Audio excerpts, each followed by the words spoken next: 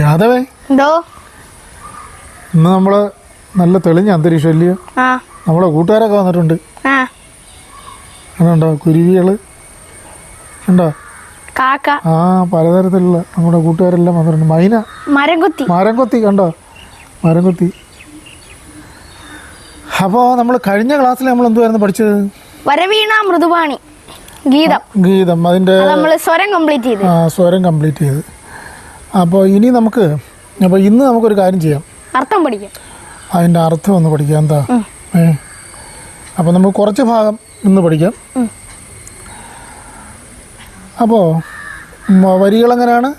വരവീണ മൃദുപാണി വരരുഹ ലോചന റാണി സുരുചിര ഭംബര Veni സുരനുത Kalyani. Okay.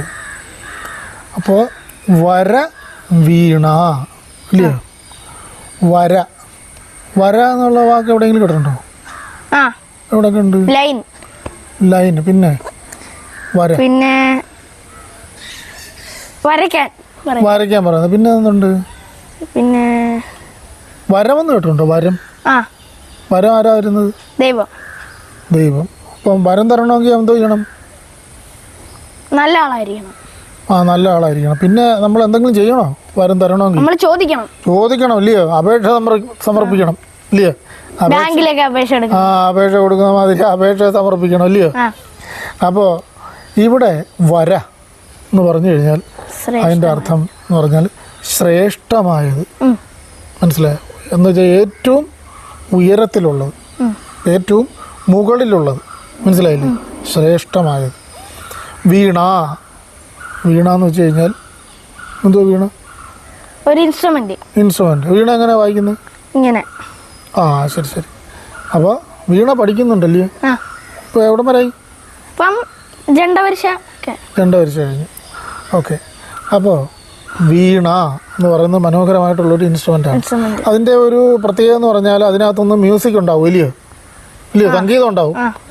ഒരു സംഗീതോപകരണം അല്ലയോ? അപ്പോൾ ആ സംഗീതം ഇങ്ങനെ 4 പാടും വ്യാപിക്കും. ശരിയല്ലേ? അപ്പം നല്ല വ്യാപനശേഷിയുള്ളത്. മനസ്സിലായോ?